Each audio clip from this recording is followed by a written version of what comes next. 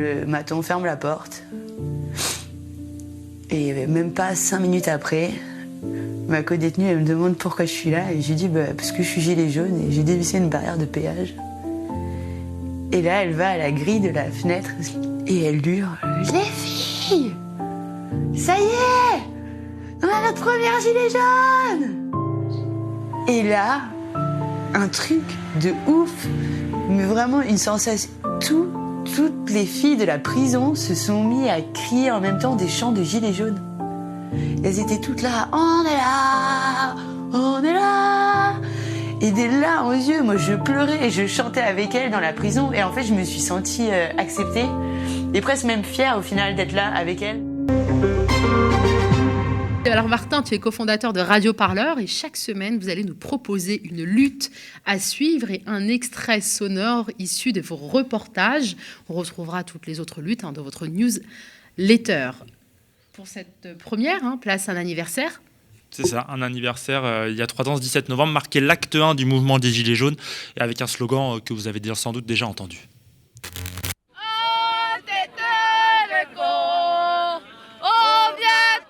Chez toi,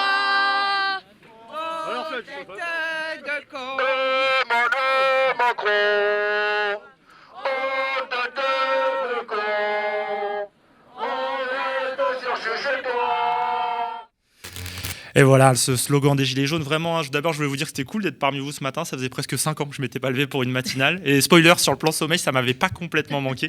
Non, blague à part, je suis très heureux d'inaugurer cette présence de Radio Parleur au sein de cette contre-matinale. Alors on va revenir au sujet, ce son que vous venez d'entendre, il date du 17 novembre 2018, c'est l'acte 1 du mouvement. Ça faisait pile poil 3 ans que notre journaliste, Yvan Vronsky a capté ce son, avant de le publier le lendemain dans un reportage qui s'appelait Gilets jaunes, colère noire. Alors, c'est particulier parce que pour nous, chez Radio Parleur, ça a été le point de départ de plus de 70 sujets consacrés aux Gilets jaunes en un an. On produit environ 300 podcasts par an. Vous pouvez faire un peu le calcul de l'obsession du moment. On va revenir maintenant au présent. 3 ans plus tard, les choses sont un peu retombées côté Gilets jaunes. Quand on regarde en arrière ces 3 années et aussi, il faut le dire, une pandémie mondiale ont mis le mouvement Gilets jaunes loin dans le rétroviseur. C'est aussi le résultat d'un travail acharné pour effacer des mémoires ce mouvement. Je pense en particulier à la majorité présidentielle pour qui la pandémie de Covid-19, ça a aussi été un outil pour passer à autre chose, laisser derrière soi les colères sociales qui ont été maillées quand même plus de la moitié du quinquennat d'Emmanuel Macron. On a tendance à l'oublier.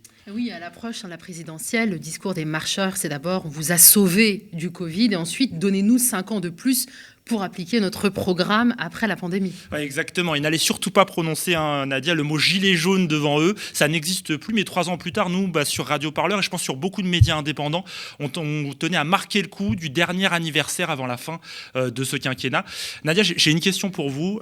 Est-ce que vous avez déjà vécu ce genre d'assemblée générale ? Vous savez, souvent, c'est dans une fac. Il y a un des participants qui se lève et qui se dit « Ah, j'ai une super idée si on allait bloquer ». Est-ce que c'est un truc que vous avez déjà vécu ? Ouais, il y a très longtemps déjà. Ouais, vous savez, ils lancent ça comme si c'était un truc totalement nouveau. Personne n'y a jamais pensé auparavant. En fait, ce genre de scènes, elles existent aussi parce que les mouvements sociaux, ils n'ont pas ou peu d'outils pour transmettre la mémoire des luttes passées auparavant.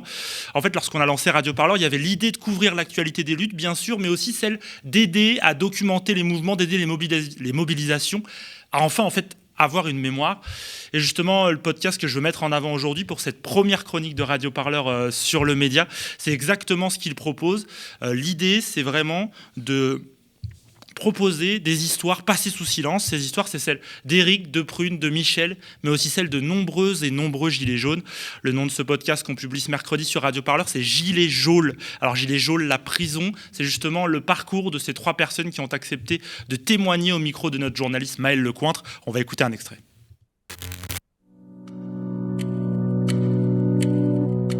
Décembre 2018 et les semaines qu'on suivi, ça a été...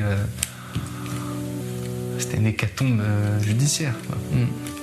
Ils ont tapé très fort. Ils ont tapé très fort avec cette idée que peut-être si les peines de prison étaient plus fermes, plus dures et compagnie, ça allait casser cette contestation sociale et qu'on n'observerait plus ça dans les jours et les semaines à venir. Le matin, on ferme la porte. Et même pas 5 minutes après, ma co-détenue, elle me demande pourquoi je suis là. Et j'ai dit, parce que je suis gilet jaune et j'ai dévissé une barrière de péage. Et là, elle va à la grille de la fenêtre Et elle hurle, les filles, ça y est, on a notre première gilet jaune.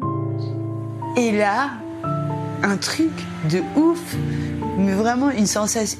Toutes les filles de la prison se sont mises à crier en même temps des chants de gilets jaunes. Elles étaient toutes là, on est là, on est là.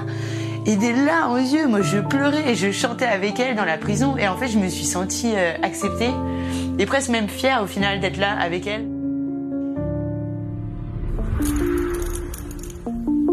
Il y a des gens de Paris, de la Bretagne, d'Alsace.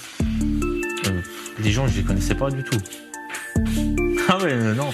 Et il y a beaucoup de détenus qui étaient... Quand on était des fois en cellule avec eux et tout, ou même des surveillants, ils étaient choqués. Une fois, on s'est retrouvés avec moi et le frangin à 10 ou 20 lettres chacun. Oui. Mais une fois, il y avait un surveillant, il me dit, quand je travaillais au parloir, mais il dit, mais les gens qui t'écrivent, tu les connais? Mais je dis non, je les connais pas. Putain, il me dit, bah c'est la première fois que je vois ça. Bah je dis, tu vois, les gilets jaunes, ça a du bon, je dis quand même.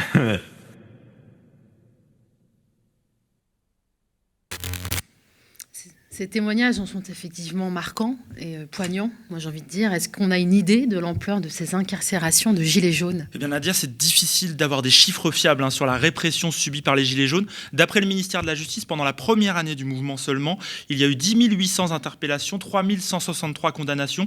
Il y a au moins aussi 1000 personnes qui ont été condamnées à des peines de prison ferme. Et enfin, 400 ont été mises immédiatement sous mandat de dépôt. Mandat de dépôt, ça veut dire que dès que le jugement est prononcé, vous partez directement en prison.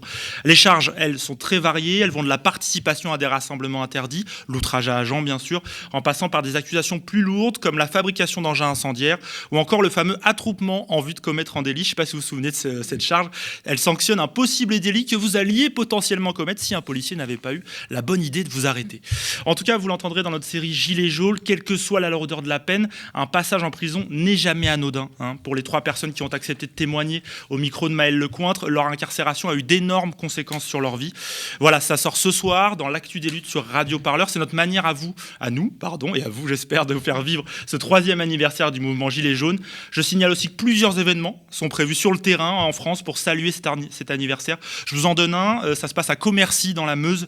C'est là-bas qu'avait eu lieu la première assemblée des Gilets jaunes en janvier 2019. Depuis, un mouvement citoyen est né là-bas. Il a même présenté une liste Gilets jaunes aux élections municipales. Elle a fait 9% quand même. Des manifestations sont prévues toute la journée au rond-point des Vaches Bleues. J'adore ce nom. C'est à l'entrée de Commercy. Cherchez aussi près de chez vous. Vous trouverez sans doute une mobilisation Gilets jaunes sur un rond-point juste à côté de chez vous. Merci Martin. Et avant de se quitter, on voulait te proposer de mettre en avant un autre événement. Radio Parleur est en campagne de dons jusqu'au 15 décembre. Tout à fait. L'objectif, c'est 20 000 € pour continuer à proposer toujours plus de podcasts comme Gilets jaunes. J'insiste, la campagne, pour nous, c'est un pas décisif pour pérenniser l'avenir de notre média. En fait, on est un média associatif, on est en train de se professionnaliser de plus en plus, et ça passe d'abord par payer dignement toutes les personnes qui y participent. Pour l'instant, il y a beaucoup de bénévoles et on veut passer à des pigistes, des gens payés le plus possible. Et enfin, ça passe aussi par l'achat d'un studio radio de qualité. Il y a plein d'autres choses, vous pouvez aller voir sur le site pour toutes les infos. C'est hyper simple, radioparleur.net/don. Vous faites un don, vous pouvez aussi faire tourner l'information partout dans vos réseaux, vos familles, vos grands-mères. N'hésitez pas.